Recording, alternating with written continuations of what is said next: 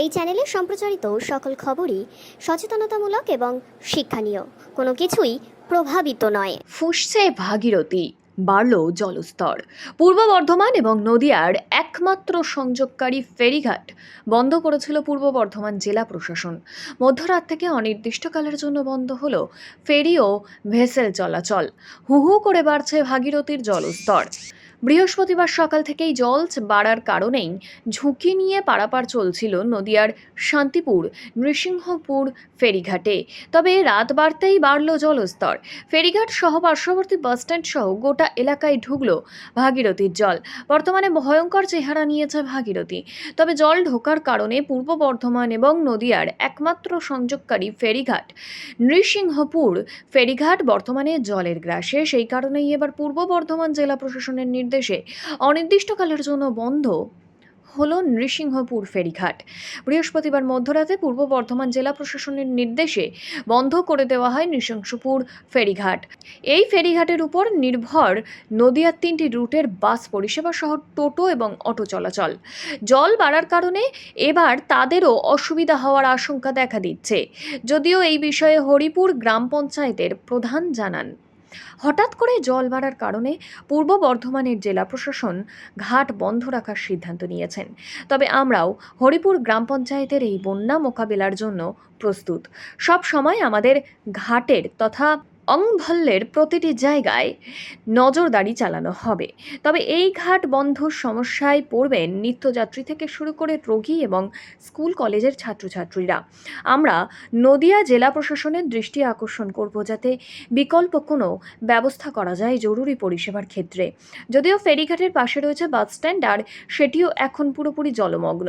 অর্থাৎ সব মিলিয়ে নাকাল পরিস্থিতি ভাগীরথীতে জল বেড়ে যাওয়ার কারণে। দাদা, এই ঘাটের ওপরেই তো আপনাদের মোটামুটি রুজি রুটি চলে, মানে প্যাসেঞ্জার যাতায়াত। এই যে ঘাট বন্ধ করে দেওয়া হয়েছে, কতটা অসুবিধার মধ্যে রয়েছেন আপনারা? অসুবিধা বলতে কাজ যদি না থাকে অসুবিধা তো হবেই। এই টোটো সব বন্ধ হয়ে গেছে।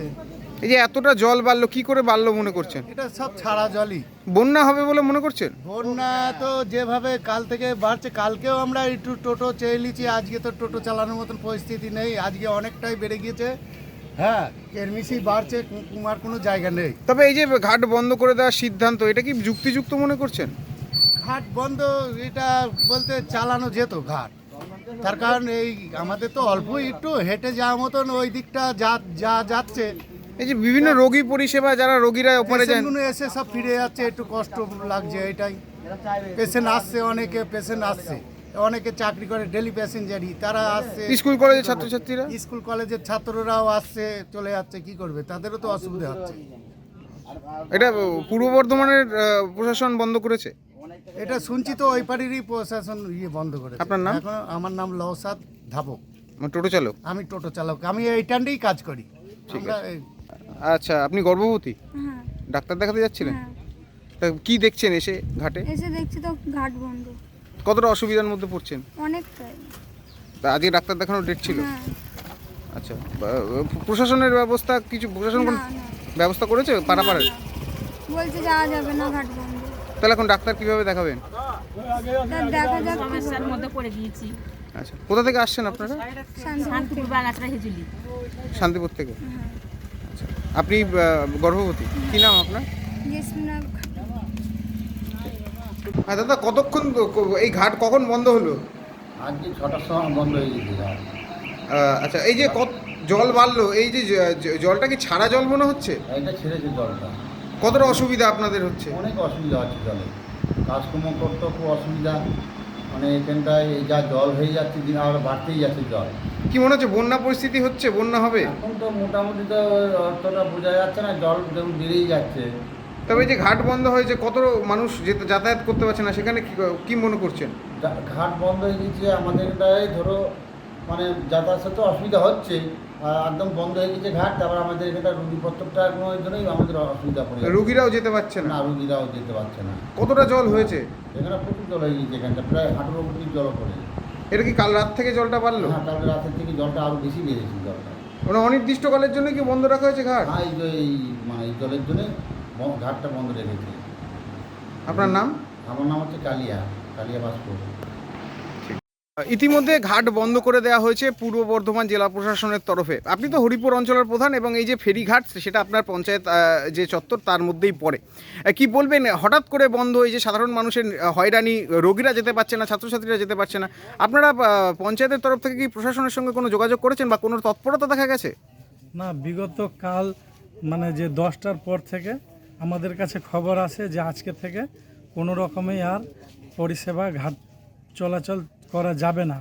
কারণ যেহেতু জেলা পূর্ব বর্ধমান জেলা প্রশাসন আধিকারিক তরফ থেকে ওনাদেরকে জানানো হয়েছে, সেই মুহূর্তে মালিক কর্তৃপক্ষ আমাকে রাত্রে ফোন করে জানায়। যেহেতু জানার পরে আমি মালিক কর্তৃপক্ষকে বলেছিলাম যে যেহেতু কিছু এমার্জেন্সি স্কুলের ছেলে মেয়ে যারা পড়াশোনা করে এবং রোগী পরিবারও আছে অনেকের, যাতায়াত করতে পারবে না, তাদের জন্য কোনো পরিষেবা ওনারা কিন্তু স্পষ্ট ইঙ্গিত দিয়েছেন। যেহেতু পূর্ব বর্ধমান জেলা প্রশাসন আমাদের কোনো ইঙ্গিত দেয়নি, মানে এমার্জেন্সি কোনো রোগী পরিষেবা হোক বা স্কুল ছাত্রছাত্রী যে পারাপারের জন্য, সেক্ষেত্রে আমরা কিন্তু কোনো পারাপার করতে পারবো না, সম্পূর্ণভাবেই বন্ধই থাকবে। কিন্তু এই যে যারা মানুষ হয়রানি হচ্ছে, রোগীরা যারা হাসপাতালে যেতে পারছে না, তাদের জন্য কিছু ব্যবস্থা করবে না আপনাদের জেলা প্রশাসনকে? কি জানিয়েছে নদিয়া জেলা প্রশাসনকে? না, আমি নদিয়া জেলা প্রশাসনকে জানাইনি, কিন্তু আমার যেহেতু ব্লকের আন্ডারে বিডিও স্যারকে বলা হয়েছে এবং বিডিও স্যার যেহেতু বলেছেন যে যেহেতু পূর্ব বর্ধমান জেলা প্রশাসনের উদ্যোগেও যেহেতু ঘাটটা বন্ধ করা হয়েছে, সেক্ষেত্রে ঘাটের মালিক ইজাদাররা যারা কালনা পৌরসভার পূর্ব বর্ধমান জেলার আন্ডারে ডাক নেওয়া এবং ডাকের মাধ্যমে ওরা ওই প্রশাসনের তরফ থেকে কিন্তু ঘাট চলাচল নিয়ন্ত্রণ করে। আমাদের নদিয়ার প্রশাসনের তরফ থেকে কিন্তু ঘাট চলাচল নিয়ন্ত্রণ করে না। সেক্ষেত্রে উনি যেহেতু বলেছে যে ঠিক আছে আমি যোগাযোগ করব, কিন্তু আমি ঘাট মালিক কর্তৃপক্ষ এবং যারা কালনা পূর্ব বর্ধমান জেলার প্রশাসনের তরফ থেকে যারা আছেন তাদের সঙ্গে আমি সকালে যোগাযোগ করেছিলাম। ওনারা কোনো ইঙ্গিত দেয়নি। ওনারা বলছে সম্পূর্ণভাবে যেহেতু অর্ডার এসছে যে সম্পূর্ণভাবে বন্ধ থাকবে ঘাট চলাচল পরিষেবা, সেভাবেই বন্ধ থাকবে। আরেকটা প্রশ্ন রাখবো, এই যে জলস্তর বেড়েছে, এলাকায় কি কোনো জায়গায় জল ঢুকেছে? না, জল ঢোকা এই মুহূর্তে নতুন গ্রামের কিছু এলাকায় ঢুকেছে এবং আমাদের পুলের পাড়ার আশেপাশে জলমগ্ন অবস্থা, মাঠ মোটামুটি সবটাই জলমগ্ন অবস্থা এবং চৌধুরী পাড়ার কিছু অংশ বেশ অংশ জলের তলায় চলে গেছে। কারণ যেহেতু বিডিও স্যারও আজকে ভিজিটে এসেছিলেন, সকালবেলা আমি বিডিও স্যারকে নিয়ে পুরো চৌধুরী পাড়ায় ভিজিট করালাম এবং আরও অঞ্চলগুলো যে ছিল আমাদের গ্রাম, সেই গ্রামের আশেপাশে উনি গিয়েছিল, দেখেছে। এবং যেহেতু আমাদেরকে কিছু কিছু স্কুল যেহেতু রয়েছে, যেসব এলাকায় জলমগ্নর পাশাপাশি চাষের জমিও ক্ষয়ক্ষতি হয়েছে, সেক্ষেত্রে আমরা মানুষকে সচেতন করেছি যদি জল বাড়ে সেক্ষেত্রে প্রাইমারি স্কুল রয়েছে, স্কুল খোলা আছে, স্কুলে তারা শিফটেড হবে। সেক্ষেত্রে শিফটেড হলে ব্লক প্রশাসন থেকে বলা হয়েছে আমাকে খবর জানিয়ে দেওয়ার। সেক্ষেত্রে ব্লক প্রশাসন যেটুকু করার ওই শিফটেড পরিবারকে তার ব্যবস্থা। পঞ্চায়েতের তরফে টহলদারি বা সাধারণ মানুষকে সচেতন করতে বা বিভিন্ন জায়গায় যেখানে জলমগ্ন হওয়ার আশঙ্কা, সেখানে এখনো পর্যন্ত কি কোনো অভিযান চালিয়েছেন আপনারা? না, আমি নিজে অভিযান যেসব এলাকায় জলমগ্ন হয়েছে সেসব জায়গায় গিয়ে নিজে আমি পরিদর্শনে গিয়ে যাই হোক আমি গিয়েছিলাম, কিন্তু যেহেতু জল দুদিন থেকে বাড়ার পরে আজকে জল কিন্তু স্থিতিশীল রয়েছে আপাতত। সে যদি পরিমাণে যদি আবার বাড়ে, দেখা গেল যে পরিমাণে বাড়তেই থাকছে, সেক্ষেত্রে আমি হরিপুর গ্রাম পঞ্চায়েতের পক্ষ থেকে মাইকিংয়ের ব্যবস্থা করে এবং মানুষকে সচেতনের আশ্বাস দিয়ে সমস্ত স্কুল ফিস্কুল আছে সেটা খোলার ব্যবস্থা করবো। একটা প্রশ্ন, মানে আপনারা তৎপর রয়েছেন আর কি বন্যা মোকাবিলায়? হ্যাঁ, তৎপর আমরা রয়েছি এবং আমাদের যারা আধিকারিক রয়েছেন পঞ্চায়েতের তারাও তৎপর রয়েছেন এবং ব্লক প্রশাসনও তৎপর রয়েছে। নাম পরিচয়? বীরেন মাহাতো, প্রধান, হরিপুর গ্রাম পঞ্চায়েত।